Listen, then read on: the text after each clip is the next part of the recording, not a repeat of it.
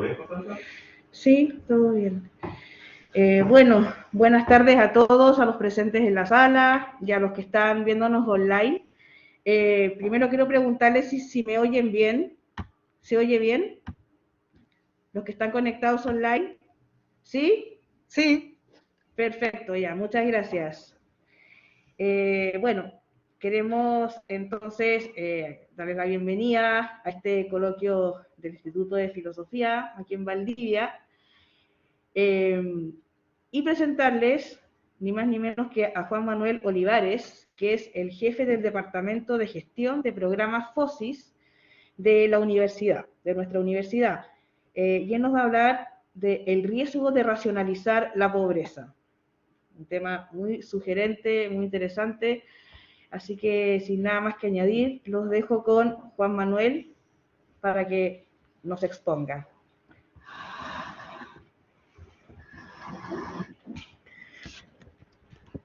Muchas gracias. Muy buenas tardes.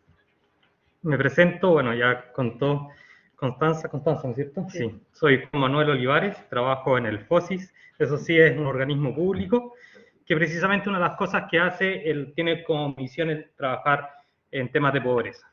Les voy a contar un poquito qué es lo que he hecho, porque la presentación está realizada y pensada desde lo que a mí me ha ocurrido, ya trabajando acá. Bueno, yo trabajé en un municipio durante aproximadamente 3 años, la municipalidad de Futrono, a cargo de fomento productivo. Luego trabajé en una ONG y desde hace 10 años que trabajo en FOSIS. Y como les decía, FOSIS se dedica al tema de la superación de la pobreza. Y yo de profesión soy ingeniero. ¿Ya? Soy ingeniero en recursos naturales, más relacionado con el tema medioambiental, pero estudiábamos básicamente la parte ingenieril, la parte de biología y la parte de ciencia social. Los temas ambientales son en primera instancia sociales y una cosa que los que estudiamos esta carrera tenemos muy clara es que mientras exista pobreza, difícilmente se puede avanzar profundamente en temas medioambientales porque es de segunda, son siempre temas de segunda índole. Bueno, entonces tiendo a ser una persona muy numérica, muy focalizada en la parte más de los datos duros y trabajo entre personas que son muchos asistentes sociales, sociólogos, antropólogos. Y el título lo vamos a ir desarrollando durante la exposición y lo que lo que voy a tratar de contar es una duda. Ya es una duda existencial cuando uno trabaja en pobreza, o por lo menos lo que me ha ocurrido a mí. Vamos a partir con el concepto de racionalizar. La RAE en su primera acepción dice que racionalizar es reducir a normas o conceptos racionales. Esto tiene que ver con que las cosas tienen que tener una razón. No una razón de ser, sino que algo que objetivamente indica que eso es así. La pobreza, yo creo que todos en algún momento, no sé, los que han leído la Biblia, escuchado, existe de hace a lo menos 2000 años. De hace a lo menos 2000 años hemos escuchado el concepto de pobreza. Y no solamente en la Biblia existe el concepto, sino que en varios textos de distintas civilizaciones antiguas. Por lo tanto, no cabe duda de que el concepto es bastante antiguo en términos sociales. Entonces uno se pregunta, ¿cómo parte y qué es lo que es? Bueno, la pobreza originalmente, no sé si originalmente, pero a lo menos en los tiempos anteriores, era una situación que se declaraba, era una situación que se observaba y era una situación que hasta se validaba, cosa que hoy día nos puede parecer sumamente chocante e impresionante. Podemos pensar que existía la esclavitud de partida, o sea, se validaba y se obligaba. Una persona ser esclavo, que mejor ejemplo, ¿no es cierto?, que ser condenado, ser pobre. Existían además las castas, los estamentos. Tú en la Edad Media pertenecías a una casta, a un estamento, y ahí te quedabas, esa era tu condición, y no existía un Estado, no existía una sociedad que dijera, mira, a esta persona está en una situación de pobreza, la vamos a sacar de ahí. No. Eso era así, incluso hasta podía ser bien visto. Todos sabemos que en términos sociales lo que regía en ese momento eran las religiones, y para la religión incluso la pobreza tenía un carácter de pureza. Por eso mismo, muchas congregaciones tomaban el voto de pobreza. O sea, voluntariamente, si tú querías alcanzar un estado espiritual superior, tomabas un voto de pobreza. ¿Por qué? Porque la pobreza tenía un carácter puro, en donde tú decías, yo rechazo las cosas materiales y me aboco a las cosas espirituales. O sea, no era mal visto. Eso lo tenemos que tener bastante claro para entender cómo cambiamos. Por lo tanto, la pobreza estaba radicada en el individuo. Y vamos a ver cómo un poco transita desde el individuo a la sociedad y la importancia de ese cambio. La pobreza era del individuo. Yo era pobre, yo era de esa casta, era de ese estamento, nací en ese lugar, me condenaron a eso, o bien lo elegí por voto de pobreza, pero era mi situación. ¿Ya? Que se podía repetir evidentemente socialmente, pero era algo que era intrínseco mío. No era un problema del resto. ¿Ya? Bueno, con la llegada de la sociedad moderna y la sociedad como la entendemos ahora, uno de los autores que hace, que como que me calza muy bien para lo que quiero explicar, es Max Weber, que dice que la sociedad se transforma en una sociedad moderna a través del profundo cambio de la racionalización. Cuando la sociedad comienza a poner la razón por sobre cualquier otra cosa, por sobre la tradición, por sobre la naturaleza propia de las cosas, y el ir abandonando la tradición hace que entonces las personas, o más bien la sociedad, empiece a decir, bueno, mira, la pobreza tiene una razón de ser, ¿ya? Y esa razón no es la tradición. Si a eso le sumamos, ¿no es cierto?, que este concepto de sociedad nace en Europa, desde ahí está estructurado, y con una fuerte influencia de las religiones protestantes que le dan un carácter muy importante a la acumulación de riquezas y al trabajo, la pobreza deja de tener un carácter de pureza y pasa a ser más bien una especie de condena, algo mal visto, algo que me va a condenar, algo a superar. ¿Ya? Entonces, ya no tenemos solamente la pobreza como un tema individual, que era por tradición, por naturaleza, sino que además ahora ya tiene que tener una razón de ser. Entramos en una sociedad donde las cosas tienen que tener una razón, tiene que superarse y no es bien visto. Toma fuerza entonces la relación, los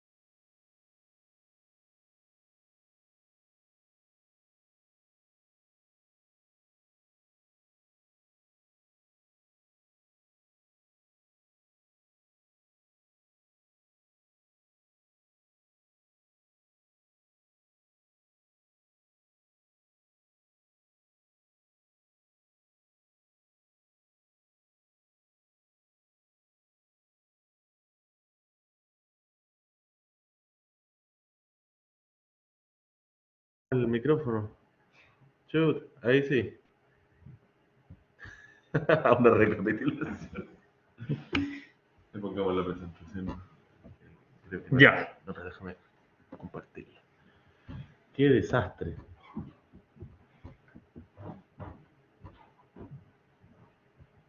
Y nos decía que nos estábamos viendo, pero quizás no escuchamos.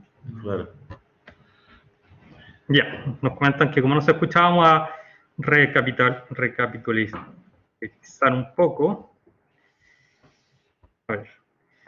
¿Se ve ahí?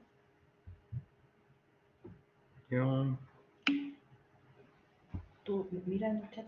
Sí, sí. Ya. Ya, gracias. Ya. Básicamente, lo que hemos tratado hasta el momento es cómo el concepto de pobreza salió desde un concepto original donde estaba radicada la pobreza en el individuo como persona única y como propia la naturaleza o por tradición de esa persona, cómo transita este concepto hacia el responsable como sociedad y el individuo empieza a quedar aparte, principalmente por el tema de la racionalización, en donde la sociedad al volcarse a una sociedad racionalizada, le tiene que encontrar una razón de ser a todo y no por tradición, por lo tanto, la pobreza no escapa de ello, le empieza a encontrar razones. Al encontrar estas razones, empieza a salir la pobreza al individuo y empieza a situarse sobre la situación que vive el individuo y no sobre el individuo en sí. Y terminábamos comentando que al estar sobre la situación de las personas y no sobre la persona, el Estado entra, ¿no es cierto?, como gran actor de la sociedad, como responsable de las situaciones de pobreza, y ya no solo por la acción, sino que también por la omisión de asegurarle o no asegurarle la posibilidad del ejercicio de los derechos a las personas, tanto económicos, sociales como culturales. Bueno, entonces, si la pobreza sale de las personas como individuo y se sitúa en la sociedad y el Estado entra a ser un actor clave, la gran pregunta es cómo el Estado se hace cargo de la pobreza. Y vamos a revisar entonces la segunda acepción de la RAE para racionalizar, que dice que es organizar la producción o el trabajo de manera que aumente los rendimientos o reduzcan los costos mínimos con el mínimo esfuerzo. Vamos a ver. Organizar la producción o el trabajo, en este caso vendrían siendo las políticas públicas. El Estado actúa a través de políticas públicas, eso es lo que hace el Estado. Por lo tanto, el trabajo del Estado son las políticas públicas. Dice que aumenten los rendimientos. Para aumentar el rendimiento, lo primero que tenemos que hacer es medir un antes y medir un después. Luego podemos medir, o sea, ver, ¿no es cierto?, si es que hay un rendimiento y podemos evaluarlo. Tenemos que medir la pobreza. Pero para poder medir la pobreza es difícil. Tenemos que acotar, tenemos que medir, tenemos que comparar, ¿ya? Y con el mínimo esfuerzo tiene bastante lógica estatal, porque...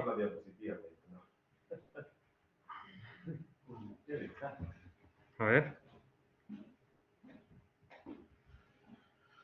A ver, ¿qué es lo que... ¿A dónde están? Acá.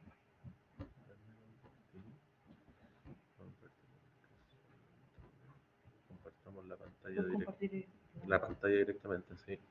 Cuando tú vayas cambiando. Ya.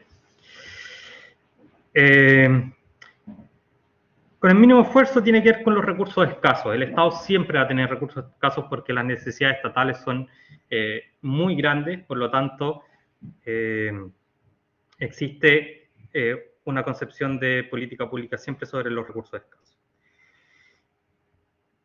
Por lo tanto, vamos a ver cómo las políticas públicas, los estados sí establecen políticas públicas, vamos a tener que medir para poder medir el rendimiento y vamos a tener escasos recursos.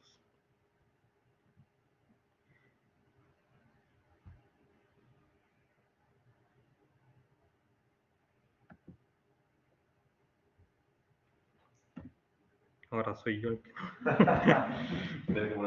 Ahí. Ya. Bueno, ¿cómo lo medimos en Chile? Vamos a irnos directamente al caso chileno, que obviamente como una sociedad racionalizada hacemos exactamente esto. Nos hacemos cargo de la pobreza como Estado. La primera idea bastante evidente de cómo medir la pobreza es a través de los ingresos. Nosotros medimos pobreza por ingresos. cada 2 años se realiza una encuesta, que es la encuesta CACEN, que mide la pobreza a través de un método súper estandarizado y, por lo tanto, nos permite la medición. Como podemos ver aquí, desde el año 2016, existen series muchísimo más antiguas, del 2016 al 2017, la pobreza se redujo de un 29,1% a un 8,6%. Se establece una línea de la pobreza que es una banda móvil, porque tiene que ver con la fluctuación de los precios, se calcula por la cantidad de personas que viven en un hogar, y se establece entonces si ese hogar cumple o no cumple con los ingresos para ser considerado una persona en situación de pobreza o no. Y también se calcula una pobreza extrema, que sí tiene que ver mucho más con este concepto original, que tenía que ver con la sobrevivencia. O sea, nosotros en Chile medimos los dos, porque si en pobreza extrema esa persona está en riesgo serio de no tener siquiera los medios para poder subsistir.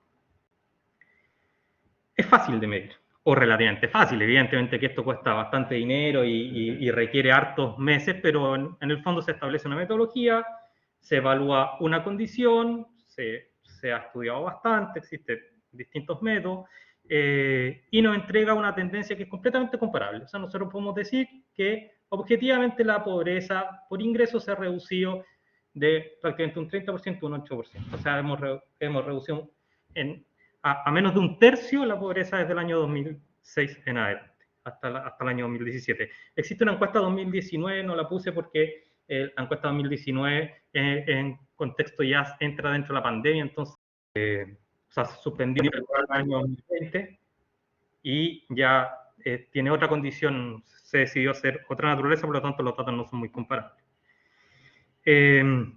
Entonces nos ayuda a fijar las brechas, nos permite comparar las personas en situación de pobreza con las que no están en situación de pobreza, y a los que somos ingenieros entonces nos fascina esto porque es súper objetivo, ¿ya? Fácil, numérico y claro. Pero evidentemente la pobreza no solo queda en los ingresos, va mucho más allá que los ingresos. Entonces hace algunos años también Chile empezó a medir la pobreza multidimensional. En la pobreza multidimensional no creo que alcancen a leerlo, pero en un principio tomó 4 factores, ahora toma 5 factores, que son educación, salud, trabajo y seguridad social, vivienda y entorno, y la última dimensión que ingresó, que fue redes y cohesión social. Ahí está el gráfico, y como podemos ver, acá la situación es bastante distinta, porque pasamos de un 22, algo a un 16, algo, o sea, ya nos redujimos la pobreza a un tercio. Una reducción de la pobreza a un tercio es una buena reducción, o sea, es bastante interesante, pero ya de un 22 a un 16 empieza a ser bastante más relativo. Yo les cuento que aquí en la región, por ejemplo, nosotros hemos reducido la pobreza por ingreso bastante, pero la pobreza multidimensional se ha mantenido bastante eficaz. No hay mayores cambios. Bueno, entonces aquí ya nos empiezan a entrar algunas preguntas. Esto es bastante más difícil de medir, porque tiene muchísimos más criterios que los mide. Cada uno de estos criterios, de estas dimensiones, se miden con varios criterios. Sigue siendo objetiva, sigue siendo comparable, sigue mostrando una tendencia, nos puede mostrar si mejora o no mejora. Esas respuestas siguen estando ahí. Pero esto además tiene una cosa bastante interesante que nos ayuda a fijar en dimensiones. O sea, podemos decir, acá el problema no está, por ejemplo, en los ingresos, sino que está en los factores educacionales o en el acceso a la salud, ¿ya? Y podemos ir segmentando. Entonces ya no tenemos solo esta gran visión, sino que vamos acercando un poco más la lupa, y aquí sí que ya los ingenieros nos revolvemos nuestra salsa, porque podemos sacar un montón de conclusiones y hacer políticas mucho más específicas. Ahora, todo esto conlleva un riesgo. El riesgo es este. Cuando tenemos que mostrar resultados, porque las políticas públicas se evalúan con resultados y tenemos que decir, lo hicimos bien, lo hicimos mal. Y claro, para el Estado puede ser bastante sencillo medir la pobreza multidimensional, pero la verdad es que cuando hacemos un proyecto pequeño, con un par de funcionarios en una región, no nos vamos a poner a medir cuánto mejoró en salud, en educación, en cohesión social. Es bastante difícil, pero sí hay una cosa que es numérica, que es el dinero, que es fácil. Tú le preguntas a una persona cuánto ganó al principio, cuánto ganó al final, y si la línea de la pobreza está en términos a los 130, 170 mil pesos, depende del año que hayamos hecho el proyecto, podemos sacar indicadores fáciles, y un proyecto, por ejemplo, de un informe que saqué aquí a la rápida, son todos más o menos lo mismo, en un programa que ejecutamos aquí en la región para adultos mayores el año 2016, el 80% mejoró su ingreso. Entonces uno dice, bueno, este proyecto sí o sí tiene un impacto en los ingresos importante.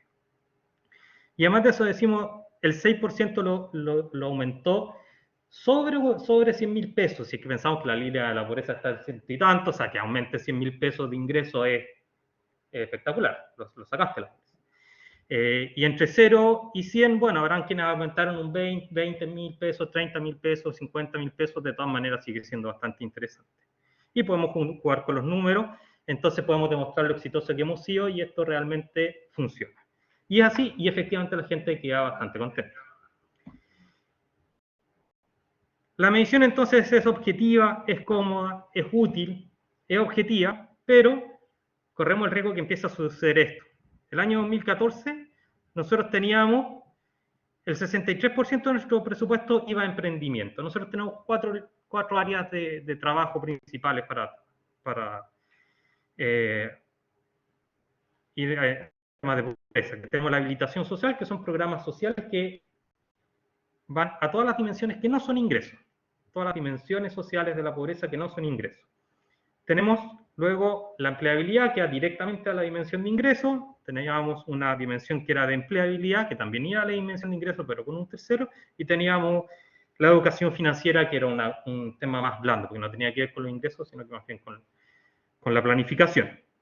Pero teníamos en habilitación social el 20% del presupuesto, y hoy día, como pueden ver, el año 2022, que es lo que tenemos, un 11%. O sea, redujimos la mitad de nuestro presupuesto en temas sociales. Sin embargo, el presupuesto en emprendimiento lo aumentamos un 87%, de un 63 a un 87. Y eso tiene una razón de ser. Es más fácil medir y demostrar cosas a través del emprendimiento. Bueno, la sociedad y no el individuo termina haciéndose cargo de la pobreza. Esta es como mi gran pregunta. Ya aquí vamos acercándonos al final para poder conversar. Esto es positivo. Si pensamos que somos una sociedad capitalista, en donde uno de los problemas de la sociedad capitalista es el exceso de individualidad, en términos de pobreza puede ser lo contrario. En términos de pobreza, el capitalismo lo que hizo a través de la racionalización de la pobreza fue hacerse cargo como sociedad, como colectivo de la pobreza. Por lo tanto, uno podría pensar que es un avance positivo, pese a que sí existe todo el lado negativo de que se le dio una condición negativa.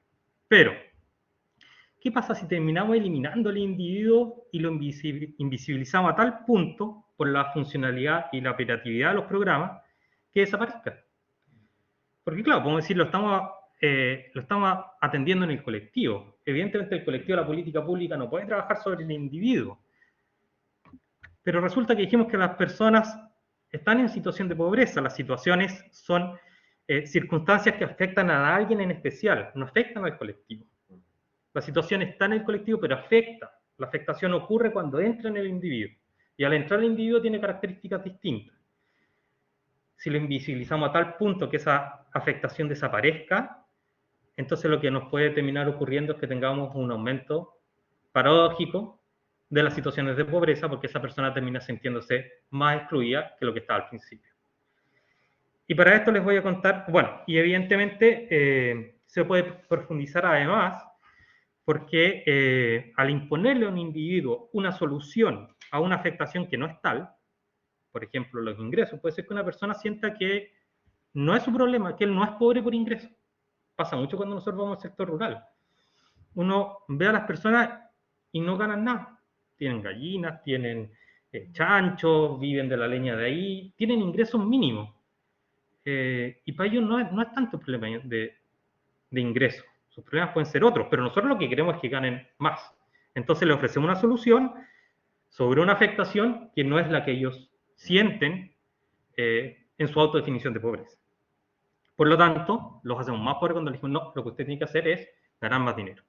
Cuando la persona posiblemente se sentía bien ahí. Y para esto les voy a contar entonces algunas historias que me han ido quedando grabadas a lo largo del trabajo en estos años. La primera, esta para mí como una de las más dolorosas en cuanto a qué es lo que sucede cuando eliminamos al individuo. Incluso cuando ni siquiera eliminamos al individuo, sino que cuando eliminamos a los individuos, a los grandes grupos. Cuando nosotros iniciamos un programa, ¿qué es lo primero que hacemos? Un diagnóstico, obvio. Vamos, entrevistamos a la persona, y cuando entrevistamos a una persona, ustedes sea lo que sea, se inscriban aquí, en cualquier cosa, sea política o público, ¿no? Los chilenos tienen una cosa así como que grabar el chip y le preguntamos nombre, root, dirección. Claro. Entonces tenemos un programa que se llama Programa Calle. El Programa Calle atiende a personas en situación de calle, personas que están viviendo en la calle. Y si la primera pregunta que le hacemos es root y la persona es extranjera y no tiene un root, y si la pregunta es dirección y evidentemente no tiene dirección porque vive en situación de calle y no le hemos adoptado y no nos dimos cuenta y se lo preguntamos, entonces pensamos, chuta, todavía parte del programa y ya hicimos que esa persona sienta que está más pobre que antes. Y las personas que vienen a tratar de colaborar, a ayudarme, me están diciendo, no tienes dirección, no tienes dónde vivir, que es mi condición de entrada al programa. Sucede, nos ha ocurrido. Hay una historia sobre un niño con ANTA. Me quedó muy grabado porque me hizo pensar sobre esta dimensión de la individualidad, sobre cómo nosotros medimos y presentamos el éxito en la superación de la pobreza. Esta es una mamá que trabajaba en una escuela y trabajaba puntualmente como inspectora, y la escuela tenía un internado. Entonces ella trabajaba muchos días de noche y largas jornadas, con turnos largos, y a su hijo de 8 años le dio ANTA. Ella se sintió, obviamente, yo creo que como cualquier padre, muy responsable, muy mal, porque sentía que no lo había podido cuidar, ya que había sido responsabilidad de ella que al niño le hubiera dado ANTA. Entonces ella rezó mucho y prometió que si el niño se salvaba, entonces ella iba a dejar su trabajo para poder cuidarlo. Eso ocurrió, el niño se salvó y ella dejó su trabajo, por lo tanto sus ingresos desde ahí pasaron a ser cero. Ella dio un discurso, entonces contó que para ella había sido muy importante el programa porque le había permitido volver a tener ingresos. Participó del programa FOSI, volvió a tener ingresos, y sus ingresos no fueron mayores a los que tenía cuando trabajaba en la escuela. Sin embargo, podía cuidar a su hijo. Para ella eso era muchísimo más importante que si es que nosotros le medíamos el aumento o no de sus ingresos. Pero programas de emprendimiento, no es sobre el cuidado maternal. Pero ella se siente mucho mejor, siente que está en una muchísimo mejor situación de pobreza que la que estaba originalmente, porque estamos midiendo cosas que no es la que posiblemente a la persona le interesa. La tercera historia tiene que ver con, en mi primer trabajo en Futrono, yo muy feliz hacía programas de emprendimiento, le ayudaba a las personas a hacer proyectos, y una señora ya había como el segundo proyecto que se ganaba. Entonces ella iba a mi oficina, me decía, usted, pero vaya a verme a mi casa para que vea mi emprendimiento. Entonces yo no iba, le hacía el proyecto, lo ganaba, luego volvía y me decía, pero usted vaya a verme. Y la última me dice, pero usted no ha ido a mi casa. Y en el fondo aquí dice, mire, ¿sabes qué? Si yo puedo tener más plata, tú puedes hacer tu pega súper bien, y yo puedo estar mejor económicamente, pero me hace más pobre que no me consideres y que no te intereses por mí. No vayas a verme a mi casa. No vayas a ver el logro que yo he hecho en mi emprendimiento. Esa razón de ser para esa persona es más importante que, o sea, eso le genera, esa indiferencia le genera más pobreza que los ingresos que tiene. La cuarta historia tiene que ver con la luz en las ventanas. Tenemos un programa que mejora las condiciones de habitabilidad de las familias, ¿ya? Este no es un programa ya ni siquiera de emprendimiento, derechamente es de condiciones de habitabilidad, que no se lluevan las casas, que tengan un sistema eléctrico, que los niños no se electrocuten, que tengan agua que se pueda tomar, cosas muy, muy básicas. Y entre esas está las consideraciones como de aislación térmica, ¿ya? Y además de aislación térmica, que no le entre dientes, y que eso. Entonces había una señora que tenía puros plásticos en sus ventanas. Y se los cambiaron por vidrio. La señora decía, entonces, la respuesta a lo que nosotros estamos atacando es una condición de habitabilidad en cuanto a la dimensión térmica de la casa, y va a estar mejor térmicamente. Sin embargo, cuando nosotros la vamos a ver, ella dice que ha logrado salir de la depresión que estuvo durante años, porque su casa ahora tiene luz. Porque con los plásticos que tenía, su casa siempre era oscura. Y nuevamente, entonces uno dice, estoy midiendo cosas que no van en la dimensión que el problema es exitoso, la persona está mejor, pero no estamos midiendo por dónde va. Los caminos hacia el cementerio. Unas comunidades reclaman que sus cementerios tienen caminos malos, que tienen que subir los ataúdes caminando, que las camionetas se quedan pegadas, y la respuesta estatal es que esos caminos no están enrolados, no sabemos si son públicos. Entonces uno se pregunta, ¿qué más público que un camino que lleva a un cementerio? ¿Quién podría sacarle provecho a un camino que lleva a un cementerio? Estamos hablando ya de la dignidad misma de poder llevar a tus muertos de manera sin caerse al barro. Pero que no es el foco de la política pública. Porque a nadie se nos ha ocurrido que debe ser importante para tener mejores condiciones de pobreza el tener acceso a cementerios decentes. Y posiblemente nunca lo veamos, porque son temáticas muy específicas. Bueno, y así, regularmente cuando uno le conversa con la gente, te dicen, mira, lo que más me ayudó fue que trabajo en lo que me gusta, que cuido a mi papá, que puedo estar con mis hijos. No solo fue el apoyo económico, sino que es cuánta confianza he adquirido en mí mismo. Eso. Entonces, la gran pregunta sobre si eliminamos al individuo, ¿qué nos va pasando?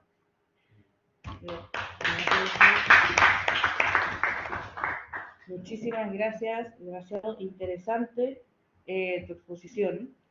Y pasamos entonces a la ronda de preguntas y respuestas. Tanto los que están presentes aquí físicamente como los que están en la casa le pueden hacer preguntas y bueno, nos responderá como quiera y le parezca. ¿Quién tiene alguna pregunta? No sé, nadie, yo te hago una. Claro, bueno, nosotros hemos hablado del tema de la obliteración o la desvalorización del individuo por un poco los números, la hiperracionalización, ¿cierto? Mi duda sería, ¿tú crees que estas dimensiones de las que tú estás hablando, porque son dimensiones complejas, podemos decir emocionales, incluso espirituales muchas, son medibles?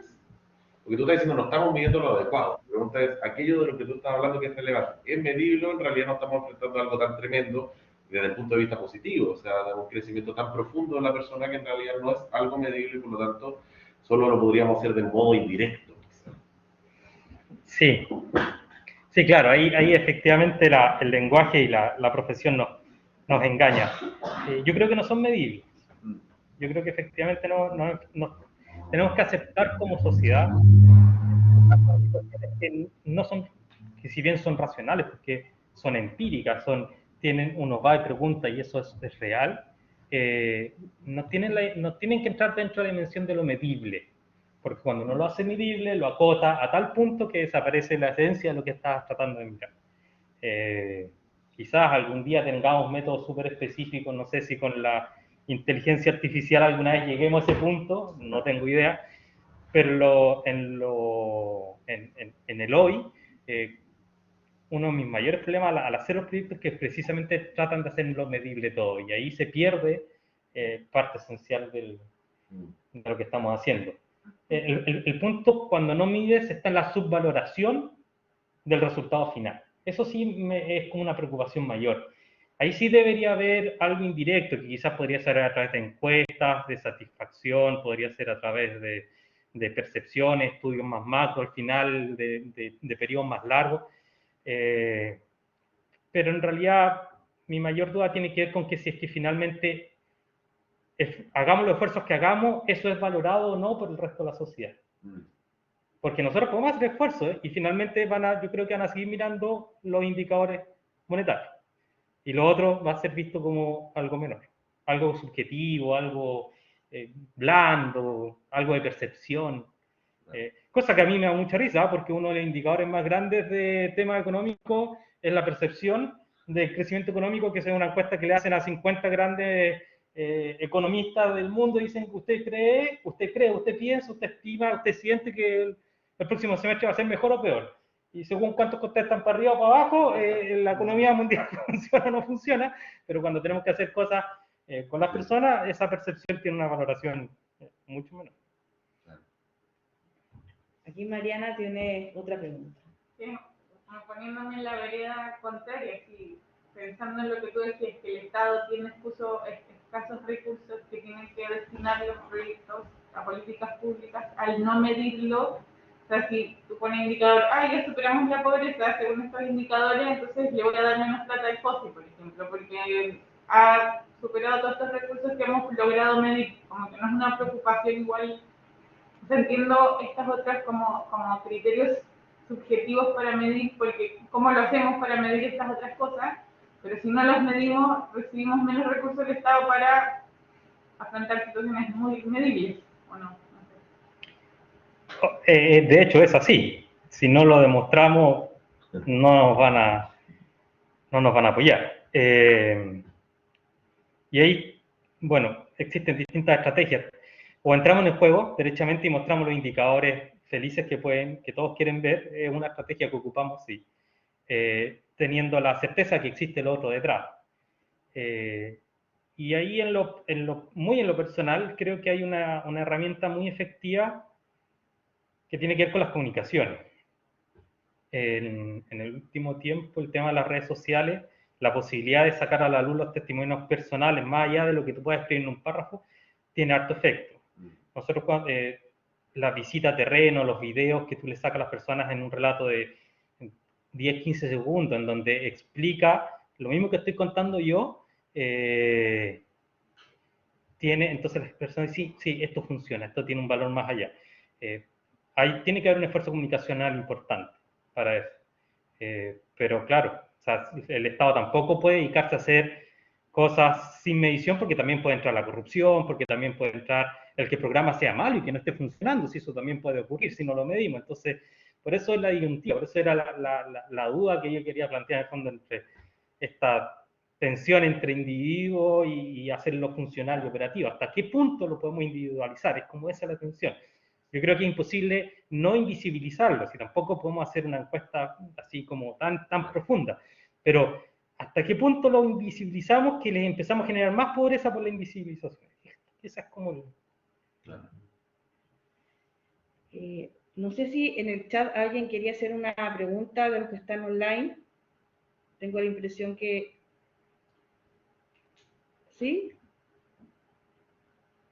Porque si no, yo tengo una. Bueno, no, mira, la verdad es que bueno, me gustó muchísimo tu exposición y coincide con esta discusión que está tan en boga del colectivismo versus el individualismo, por decirlo así. Yo pensaba que desde la filosofía, cuando se habla de pobreza, digamos, según algunos autores, ¿no? Se utiliza más el concepto de miseria, ¿no? O sea, haciendo la diferenciación entre pobreza como ya, no cumplir con ciertos estándares económicos, y luego miseria como estar en un estado tal que la persona no puede desarrollarse, no puede por así decirlo, desplegar sus capacidades en la sociedad, no puede crecer en la sociedad, se siente que la cancha no permite crecer, desarrollarse, y claro, eso evidentemente trae todo este factor subjetivo, ¿no? De cómo la persona se autopercibe desde el punto de vista de la pobreza. Y entonces, digamos, en ese punto, obviamente, el factor humano creo que es la única manera. ¿En qué medida está pudiendo recogerse de alguna manera la experiencia y la autopercepción individualizada de la gente? ¿Es posible de alguna forma individualizar? Es lo mismo que estábamos hablando antes, en cierto modo, ¿no? Pero yo estaba pensando, por ejemplo, en ciertos colectivos que están muy ligados a la política, por ejemplo, por solamente mencionar uno, el lobby LGTB más, que no sé más, ¿no? Con el cual no todas las personas de la diversidad sexual se sienten identificadas necesariamente, y que tiene connotaciones, factores, qué sé yo, políticos específicos que no todos comparten. Y pareciera que si no eres parte de ese colectivo, pasas a ser un NN o un nada, ¿no? ¿Hay algún tipo de mecanismo que esté recogiendo esta realidad? El hecho de que hay un excedente, por decirlo así, de personas que no caen dentro de las agrupaciones, de los movimientos sociales, y que recojan de alguna manera esa diferencia. Chuta, qué complejo. Mira, Sí, bueno. Una bomba Yo- atómica. yo creo que, o sea, lo primero es que efectivamente el concepto de miseria yo creo que se acerca, mirado por lo menos como lo vemos nosotros, bastante como a la razón de fondo de lo que ocurre en las situaciones de pobreza. Hay unos autores que dicen que si la persona no logra superar la vergüenza de sentirse en situación de pobreza, es imposible que salga. Por eso es importante que identifique que los factores están externos a él. Y por eso es importante que las políticas públicas resalten esta externalidad de la situación. Que si yo veo que no soy el responsable, o a lo menos no soy el único responsable, quiero salir y puedo salir. Si yo identifico todo como mi responsabilidad, mi vergüenza es tal que no soy capaz de salir, y ahí es un poco la situación de pobreza extrema, que es la miseria en el fondo donde yo tengo tanta vergüenza, estoy tan metido adentro que no soy, ni siquiera quiero levantar la cabeza para ver nada. Y ahí precisamente va con este tema de la afectación, porque las personas, una de las cosas que más resaltan, fíjate, es este tema de lograr creer en mí mismo, ¿ya? De sentirme yo orgulloso de lo que hice. En el fondo, como romper esta vergüenza y lograr salir. Nosotros tenemos unas ferias, las ferias son momentos en que los emprendedores van y presentan, ¿ya? A raíz de presentan en una plaza, se ponen, venden, a veces vamos a otra ciudad y las personas viajan, los traemos en bus, presentan sus productos. Y a través de la pandemia, o sea, producto de la pandemia empezamos a hacerlo online, ¿ya? Y aquí con una amiga lo discutíamos una vez. Y claro, online tú gastas bajísimos recursos. Si antes te salía 15 millones de pesos en la feria, ahora te sale 2, 3. Las ventas suben, pero resulta que las personas no tienen la misma experiencia, porque no hablan con el de al lado. Las personas cuando van a una feria dicen, no, yo expuse, yo vendí bastante Temuco, te dicen. Yo fui hasta Temuco, yo fui capaz de salir de donde vivo y vender mi producto aquí, fui a Santiago a una feria, yo ya estoy grande. Claro. Entonces, esa sensación de logro, ¿cómo la medimos? ¿Vale el ahorrarse todos esos recursos porque se online? No digo que la online tenga que desaparecer, evidentemente es una buena herramienta, pero digo que no es tan reemplazable, no es tan directo, por esto, por la capacidad de salir de esa miseria tan en el fondo. Con respecto a las situaciones tan particulares, mira, yo creo que una de las ventajas de Chile, de ir reduciendo esto que vemos que partimos en el 26 y en el 40, si nos vamos a los años mucho más atrás, 40% pobreza, y lo vamos reduciendo, lo que ocurre es que cuando tú tienes 40% pobreza, 26, donde dispares le vas a apuntar, ¿ya? Y vas a ir sacando personas de la pobreza. Y es más o menos fácil. Cuando te va quedando una cantidad menor, tienes que ir fijándote mucho más puntualmente en aquellas situaciones específicas y puntuales, porque ya una política tan macro no te sirve. Ya posiblemente, por más que hagamos temas de emprendimiento sin otras razones de ser, no está ahí el tema. Por ejemplo, empezamos a trabajar con adultos mayores, con personas que van saliendo de la cárcel, con personas, no sé, por ejemplo, tuvimos un programa nos dijeron, mira, las personas cuando salen de la cárcel, a veces llevan 10 años fuera. Los hijos identifican que esa persona no manda dentro de la casa, no es parte de la familia. ¿No? Lo vamos a ver, sí, pero no es parte. Y vuelve y quiere mandar. Quiere mandarme, quiere decirme que no salga. Quiere ponerme reglas. Quiere ocupar el espacio. Entonces, ya ni siquiera estamos hablando de una reinserción social, sino que incluso una reinserción familiar, pero además esa persona no tiene trabajo. Entonces, armamos un programa para tratar de abordar esas situaciones mucho más específicas. Ahora, ¿cómo llegamos cuando ni siquiera existe como un colectivo atrás del cual podamos visualizarlo? Sí, yo creo que ahí va a ser algo casi... Es difícil. Sí, muy difícil al final. Y hay poco desarrollo de la salud mental también, uno siente en Chile, como de trabajadores sociales, psicólogos que puedan conectar más personalmente. O sea, es uno de los debes, en cierto sentido, como sociedad. Y entonces también ahí falta un órgano de captación de las problemáticas más individuales, precisamente. Sí, no sé. Definitivamente. Hay una pregunta en el chat también. No era un comentario. Sí. ¿Puedo preguntar? Gracias por la introducción, me hizo pensar mucho y es bien profundo todo este tema. Y a ver si... bueno, yo estoy muy de acuerdo en que definir pobreza en torno simplemente al ingreso es muy insuficiente. Entonces, hay muchas otras cosas que hay que tener en cuenta y yo me imagino que están como implícitas en todo lo que tú has dicho. Por ejemplo, la diversidad cultural, tú lo mencionaste, entre lo rural y lo urbano. Entonces, claro, no se puede definir pobreza simplemente por un ingreso monetario, porque hay gente que tiene, de hecho, elementos de subsistencia. Yo ahí añadiría elementos culturales de subsistencia y de hecho una cierta tradición de vida que no va contra lo racional, sino que de hecho es sumamente racional, que es un saber vivir en el entorno, un contar con una serie de riqueza que no es material, pero sí de hecho riqueza cultural. Y ahí yo también mencionaría a los pueblos aborígenes, en el sentido de que, por ejemplo, el hecho de vivir en una ruca o tener no sé, un caballo en lugar de un burro en lugar de un auto, no es legítimo identificarlo como pobreza y tampoco sería legítimo decirle, mira, cambia esa choza por esta otra casa que es mucho más sólida. Si lo hubiéramos establecido en términos puramente numéricos o términos como de nuestros estándares culturales, tendríamos que decirle, mira, tú que eres pobre, cambia de vida y pasa. Sería en definitiva también como un desprecio cultural. Entonces, pienso que todas estas cosas tendrían que ser tenidas en cuenta. Y un elemento más, que es que también la diversidad de trabajos y de oficios también tienen una valoración, o sea, hay que darle una cierta valoración especial. Me refiero a que ciertos trabajos puede que no tengan como un gran prestigio social o un gran rédito económico, pero que sin embargo, por su oficio, por su artesanía, por su lugar en la sociedad, sin embargo son sumamente valiosos. Entonces, no sé, pienso en el barrendero, el kiosquero.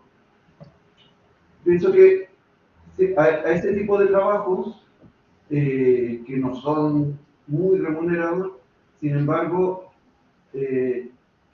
no habría que decirle a esa persona, mira, tienes que ver la manera en que cambies de oficio, tienes que ver la manera de ascender en la escala social, dejando ese trabajo y buscando otro sino que va revalorizando ese tipo de trabajo quizás menos valorado o de menos prestigio social. Sí.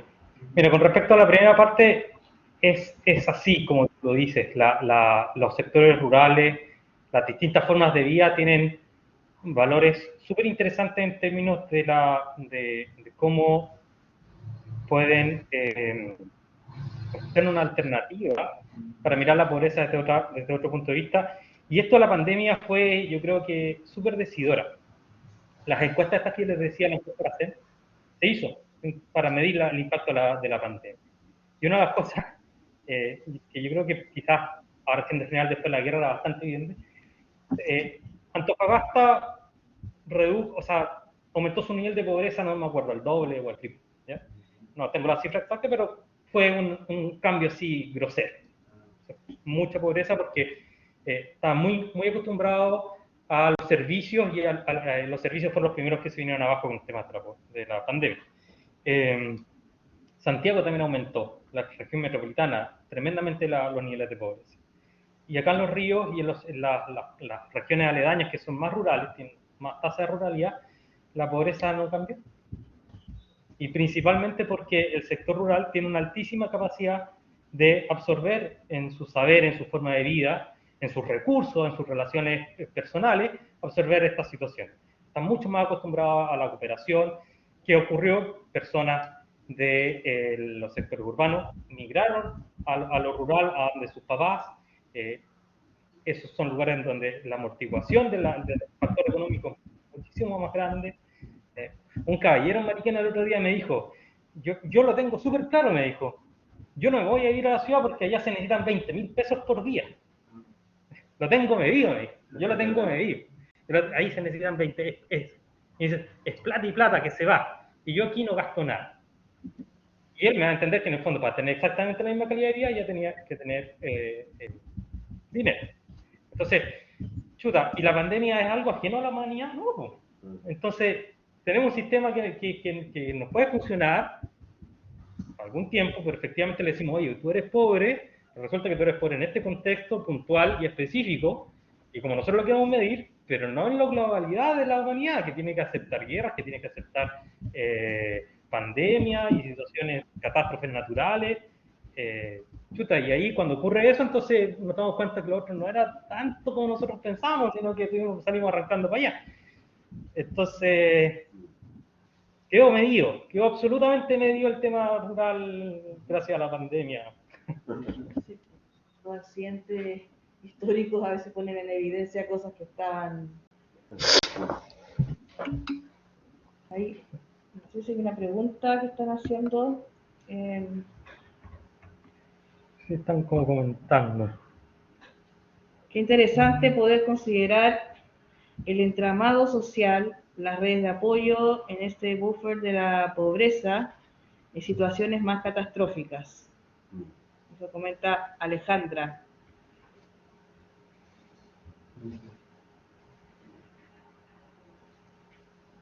Bueno, sí, y para terminar nomás con respecto a lo otro, a la valoración de los distintos oficios, bueno, tiene que ver también con qué es lo que nosotros ponemos como vara. ¿Sí? Yo creo que eso es súper importante. Al poner una sola forma de medir o un par de formas de medir, dejamos fuera muchísimas otras cosas que son importantes. Y tú ves que la inteligencia artificial, perdona, no llegué y hice la pregunta sin... puede efectivamente hacerse cargo de todo eso, esas peculiaridades, esos detalles, esos casos escondidos, o en realidad tiene que ser, aún así lo técnico nunca va a llegar realmente al ser humano individual de la manera que debiera ser. O sea, quizá el factor humano en realidad sea irreemplazable, o tal vez no. No sé, pero ¿cómo logro esto? Sí, el futuro lo dirá. Yo creo que no, lo creo yo. Yeah. Pero un amigo fue a China y dijo que había supermercados que vendían todo en el día. Todo. Porque escaneaban a cada persona que entraba y lo mezclaban con el clima, con el día del mes, con todo, y los martes cuando llueve, y el tercer martes del mes se venden 35 litros de leche y no 40. Y lo lograron. Entonces, chuta, uno dice, esto es algo que yo pensé que podía ser ciencia ficción. Ahora, yo creo que nos va a acercar, nos puede dar mayores luces. De ahí a que algún día lo reemplace, chuta, espero que no. Sí, hay algo que estoy seguro, que las ciencias sociales sí van a ser las últimas en ser reemplazadas definitivamente, porque la complejidad del ser humano es muy superior al factor económico y a las otras ciencias duras. Hay una pregunta de la cámara. ¿Sí? No sé quién es la persona, porque no Luz sé María, bien. una pregunta. Luz María, y ahí está el micrófono. ¿Puedo preguntar? Sí. ¿Se escucha? Sí. Hola. Hola Juan, ¿cómo estás? Hola, hola. No sé quién fue la persona, pero alguien habló de como un tema bien presente en la actualidad, que tiene que ver con cuáles son las características de la pobreza, qué caracteriza la pobreza actualmente, o cuáles deberían ser los enfoques en materia de intervención en pobreza. Y en esa lógica, si debemos seguir avanzando o manteniendo la focalización como una condición necesaria para la implementación de políticas públicas, o avanzamos hacia el reconocimiento de derechos de carácter más universal. Claro, nosotros, las personas que trabajamos en temas de pobreza, en general como que estamos muy acotados por el tema de los recursos con que contamos. Y sin embargo, como es interesante la cuestión de fondo, que tiene que ver finalmente,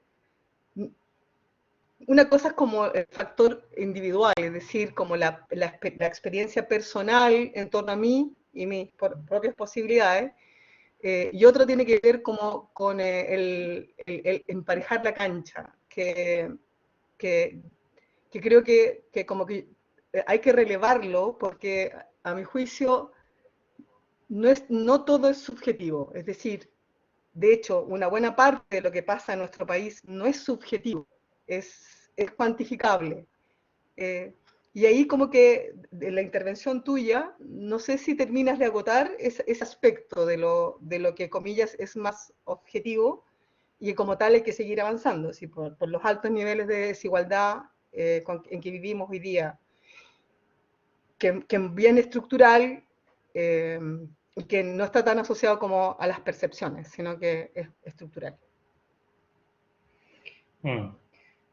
Sí, yo creo que hay dimensiones como bien estudiadas que se puede avanzar en la universalidad de la política pública y no en la lógica de proyectos puntuales o específicos, y que si ya los tenemos claros, evidentemente podrá ser un tema de recursos hoy o no, pero debería avanzarse hacia allá. Y yo creo que efectivamente hay temas como de accesibilidad y de carencias que es mucho más fácil abordarlo desde la dimensión universal que a través de proyectos, porque a través de proyectos se genera una sensación que termina por agotar al individuo de intentar sobrevivir. Es como, no sé, yo imagino, hoy día una señora iba a la oficina y decía, no, es que yo tuve un proyecto fósil, pero me dio un ataque al corazón, lo vendí todo y me gasté la plata en los remedios. Entonces es como que te estás hundiendo y vayas a preguntarle a un barco, me ayuda, no, me ayuda, pero venga en un año más, me ayuda, pero yo estoy mal ahora. Entonces, todas esas cosas como que ya las tenemos más claras, perfectamente podrían existir políticas que apunten, sobre todo en temas de ingresos o barreras como un ingreso mínimo, no directamente quizás a través de pagar cosas, sino que al acceso que me da el poder suplir cosas que hoy día estoy gastando, como tiene que ver con la salud y la educación,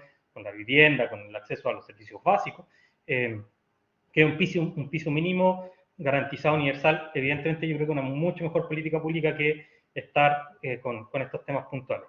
Y a su vez permitiría a los proyectos específicos poder apuntar a estas otras cosas, a los temas que no son tan universales, o que, como Luz María dice, a lo menos no tenemos claro que sea que esté tan objetivizado. Podemos ir ahí, podemos hacer proyectos específicos para este grupo, quizás no universal esa temática, pero para este grupo es importante. ¿Por qué? Porque también ya liberamos los recursos de lo que ya sabemos que es para todos por igual. Sí, evidentemente sí, hay cosas que son para todos por igual. En todo caso, quizás cuando preparé la exposición pensé que había algo que quizás podía no quedar claro. El tema de ingresos es importante, y es muy importante. Nunca, nadie tampoco me ha dicho, yo no quiero los ingresos. ¿Ya? Y ahí quizá había como una focalización que pudiera entender lo contrario. No es eso. Es que a veces puede no ser lo más importante. Incluso puede ser que la persona ni siquiera lo haya buscado, pero tampoco lo va a rechazar porque evidentemente el dinero tiene esa característica que nos permite convertir el dinero en sí en cualquier solución. Ya sea que si la persona finalmente decide que su problema es de salud, puede convertirlo en un problema de salud cuando era originalmente para tener recursos. Entonces, evidentemente nadie lo va a rechazar y se va a sentir triste. No tiene que ver con eso, tiene que ver con lo que finalmente mira. Perdón, en relación a los ingresos, muchas gracias. Me preocupa y que oculta, que es que desde ciertos lugares se han otorgado muchos préstamos que luego se repactan y que hacen que una persona esté muy endeudada y por mucho tiempo, y que me da la impresión de que una persona que no era pobre podría terminar empobreciéndose por el nivel de endeudamiento que tiene. Entonces el ingreso que podría tener se hace agua, incluso está a veces hasta se endeuda para pagar deudas, y entonces ya es peor todavía. No, completamente. Yo creo que llega a ser casi diabólico ese tema, Sí, porque sí, claro. No es que la persona no haya tenido los ingresos suficientes para vivir fuera de la pobreza como nosotros la hemos definido. Salgamos un poco de lo que ya hablamos, sino que supongamos que lo definimos bien y está por muy sobre. Pero generarle tanta expectativa, pero además de expectativa le generamos una facilidad de acceso al crédito, pero no solo una facilidad, sino que además un hinchamiento al acceso al crédito indiscriminado, donde ni siquiera nos interesa finalmente que la persona lo pague, sino que lo que le podemos sacar si es que no paga. Entonces, claro que finalmente termina ingresando a la pobreza por una situación que era completamente externa, que era un completamente excesivo y diabólico perseguimiento del crédito. Total, se ve. Bueno, por eso uno de los factores una de las dimensiones por ahí que vimos que FOSIS entró a trabajar un buen tiempo fue el tema de la educación financiera. La educación en general. Claro, la educación en general, sí. Sí, pero, y disculpa que interrumpa, pero el otro día un amigo estaba haciendo un curso sobre un poco home economics, o sea, de cómo organizar tu plata en la casa, y decía, mira, ¿cuánto tengo y cuánto debo? O sea, esta pregunta, el sistema bancario está articulado de tal manera que tú no puedes responderla. Y es impresionante, empezaba a dar ejemplos concretos, métete al banco, busca cuánto debes, cuánto es la próxima cuota, y uno empezaba a revisar y realmente saber cuánto debo no es fácil hoy día. No es para nada fácil, y el sistema, en eso estoy con Roberto y con Juan Manuel, o sea, parece que hay una intención diabólica de que tú no sepas cuánto debes porque si no sé cuánto debo, gasto más. Entonces, sí, de todas maneras, ese demonio estaba más que presente. Y de hecho es un sistema que primero se pagan los intereses y después pagan lo que te... Sí, completamente. Que podría no ser así, ¿no es cierto? O sea, nosotros lo tenemos como súper internalizado que así debe ser, es como que fuera una máxima, pero la verdad es que podríamos perfectamente definir incluso que primero se paga 50-50 los intereses y la amortización y la institución va a ganar exactamente lo mismo. Solo que cuando nos queramos salir, no tenemos por qué haberle pagado los intereses futuros de lo que todavía ni siquiera le íbamos a pagar. Ahí está el tema digamos, de la mala fama de pronto que adquiere el capitalismo precisamente por eso, ¿no? Por ese tipo de situaciones, y la idea de que, bueno, si nos vamos al extremo, ¿no? Al otro extremo, de que el Estado tiene que ser el que garantice exactamente lo que tienes que tener, y que no te dé mucha libertad de movimiento desde el punto de vista económico porque lo usarías mal, digámoslo así, o caerías bajo un sistema que te entramparía precisamente, ¿no? Como Mefistófeles, que le ofrece a Fausto todas las riquezas y los bienes, pero se lleva su alma, ¿no? Finalmente.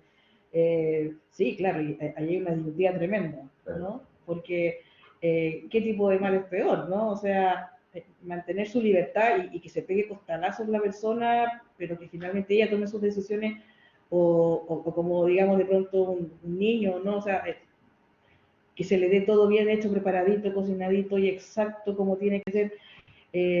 Yo creo que ahí hay un equilibrio que hay que lograr, que es complejo. No sé. Completamente. No lo vamos a resolver ahora, digamos. No lo hemos resuelto en los últimos varios miles de años, sí. Y sobre todo si consideramos que las políticas públicas además tenemos como una obsesión porque las personas hagan exactamente lo que queríamos que hicieran.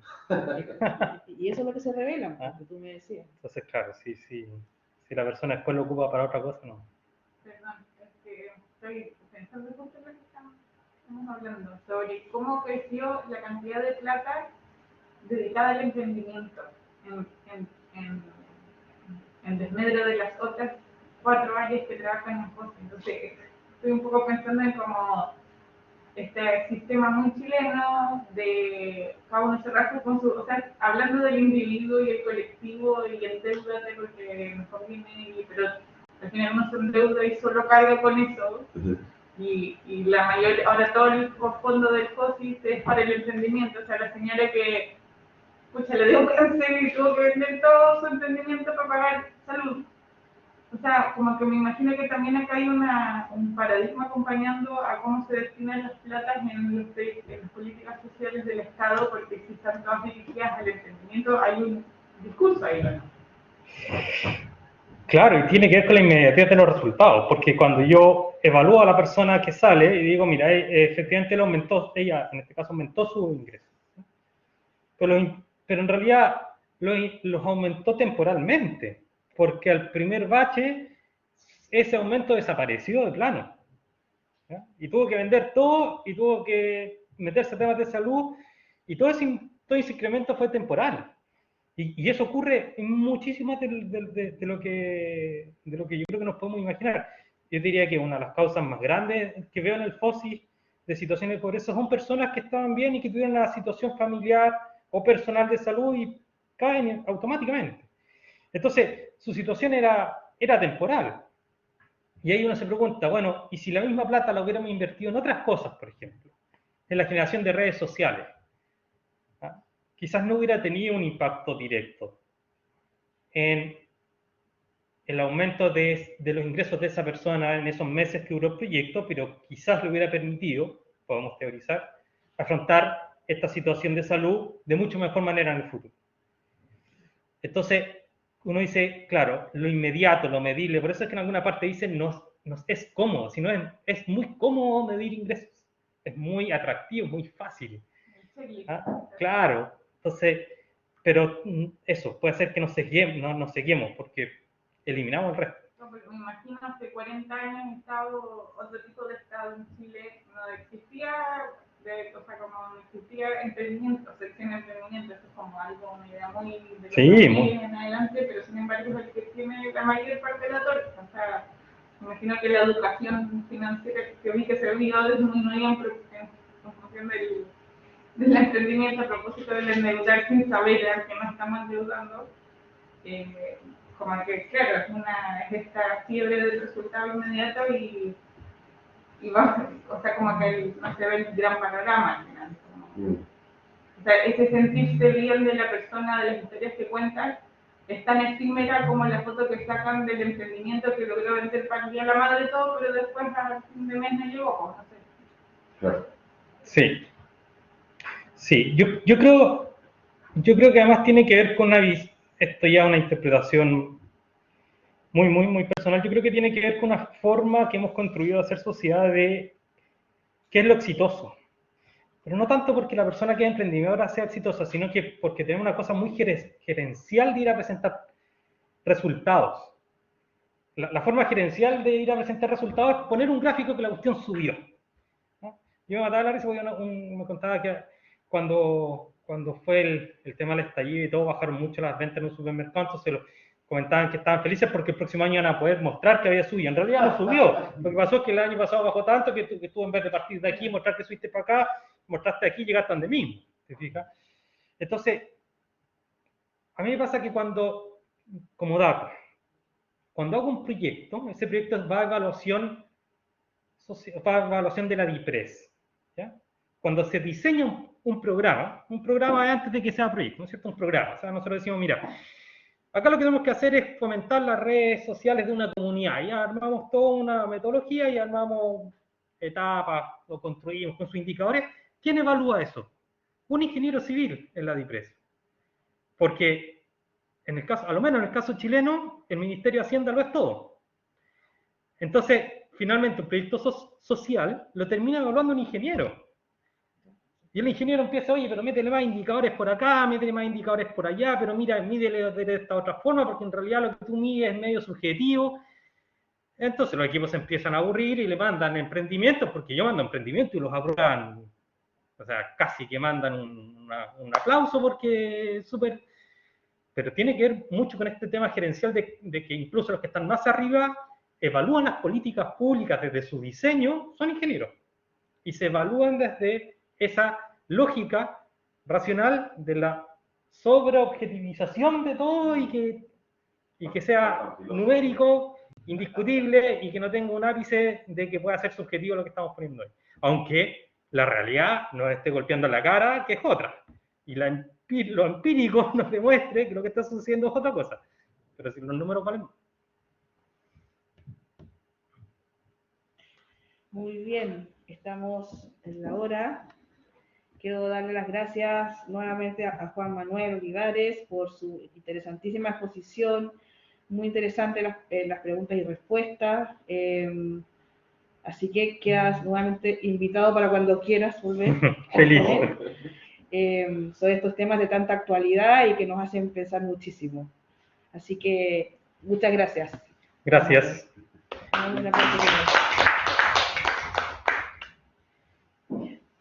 Entonces, tengo que... Bueno, no te preocupes. Gracias, Alejandra. Muy bueno, Carlos. Muy bueno, muchas gracias.